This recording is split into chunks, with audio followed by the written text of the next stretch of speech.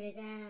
என் அன்பு பிள்ளையே, இன்று அம்மா வாசையில் உன்னுடைய வாழ்க்கையில் மிக பெரிய மாற்றம் ஒன்று நிகழப் போகின்றது. சகலமும் பெற தயாராக இரு பிள்ளையே. நீ எப்போதும் என் அப்பா திருச்செந்தூர் முருகன் பார்த்து கொள்வான் என்று சொல்லி உன் மனதை எனக்கே ஒப்படைத்தாய். உன் உள்ளத்தில் இருக்கும் அந்த அன்பை நான் தெளிவாக உணர்கிறேன் பிள்ளையே. நீ செல்ல ஆசைப்படும் ஊராக சொல்வது திருச்செந்தூர் என்று ஒரு நொடியும் யோசிக்காமல் சொல்வதால் உன் ஆன்மாவின் ஆழம் தெரிகின்றது. திருச்செந்தூரின் அலைகள் உனக்கு ஒரு தாய் மடி போல தாலாட்டு பாடுவது, உன் ஆன்மாவை அமைதிப்படுத்துவது. அது உன் அன்பின் சான்று. உன் அகத்தையும் புறத்தையும் அறிந்தவன் நானே. ஆகவே நானே உனக்கு சொல்கின்றேன், உன் வாழ்க்கையில் தோல்விகள் அனைத்தும் தற்காலிகமானவை. அவை உன் தைரியத்தை சோதிக்க வந்த சின்ன அலைகள் மட்டுமே.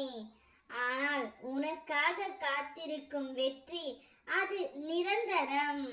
அது என்னுடைய அருளால் உறுதியானது பிள்ளையே. யாரிடமாவது பேசுவதுதான் மனிதர்களின் ஆகச் சிறந்த ஆறுதல். தனக்கு பிடித்தவர்களிடமும் தன்னை பிடித்தவர்களிடமும் பேசுவது கொஞ்சம் அதிக ஆறுதல். ஆனால் இது சிலருக்கு புரிவதே இல்லை. உங்களின் அருமை எல்லோருக்கும் தெரிய வேண்டும் என்பது இல்லை பிள்ளையே. ஏனென்றால் விறகு விற்பவர் கண்ணுக்கு வீணை கூட கிலோ கணக்கில் தான் தெரியும். அது போலத்தான் சில மனிதர்களும் இங்கே இருக்கின்றார்கள். உங்களுக்கு வரும் விமர்சனங்களை காது கேட்காதவன் போல இப்போது கடந்து போ. நீ சாதித்த பிறகு வாய் பேச தெரியாதவர்கள் போல அவர்கள் ஒதுங்கி போவார்கள். வாழ்க்கையில் பிரச்சனை இல்லாத நாட்கள் யாருக்கும் கிடையாது. எல்லோருக்கும் ஒரு வழியில் பிரச்சனைகள் வரத்தான் செய்கின்றது. அதை கண்டு சோர்ந்து விட்டால் அடுத்த கட்ட முயற்சி செய்ய முடியாது பிள்ளையே. உன்னுடைய முயற்சியில் முழுதாய் கவனம் செலுத்தினால் நீ அடுத்த கட்டத்திற்கு செல்வாய். பிரச்சனைகளை நாம் தான் உருவாக்குகின்றோம் என்பதை மறந்து விடாதே. சிந்தித்து செயல்படு.